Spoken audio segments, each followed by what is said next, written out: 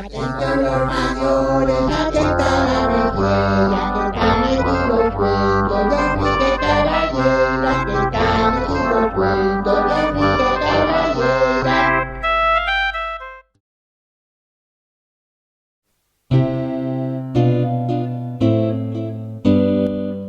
Aquella yera una vaca de verdad muy rara.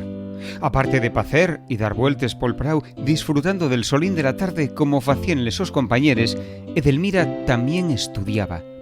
Tenía ese sueño, esa ilusión por llegar a ser una gran científica y fabricar una máquina que permitiese que la leche se convirtiera en el intre en chocolate con sabor a blanes turrais. Supongo que muchos de vosotros estaréis ya faciendo chancia de la prove vaca, pues tenéis que saber que Edelmira tenía ya 3 carreras y ahora estaba faciendo la cuarta, chincha. Pasaron los años y la vaca convirtióse en una gran científica. Fixo en total 10 carreras. Tuvieron cerca de dar el premio Nobel una vez.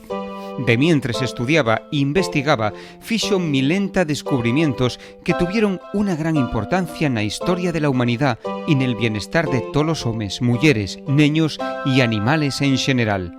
Además, sabía interpretar les obras clásicas de los principales compositores emplegando nada más cunes castañueles. Pero en xamás logró inventar la máquina que tornase la leche en chocolate con sabor a blanes turrais. Foi una vaca triunfadora y feliz, aunque aquel fracaso siempre la facía sentirse un poco atristallada. Non se puede tener todo.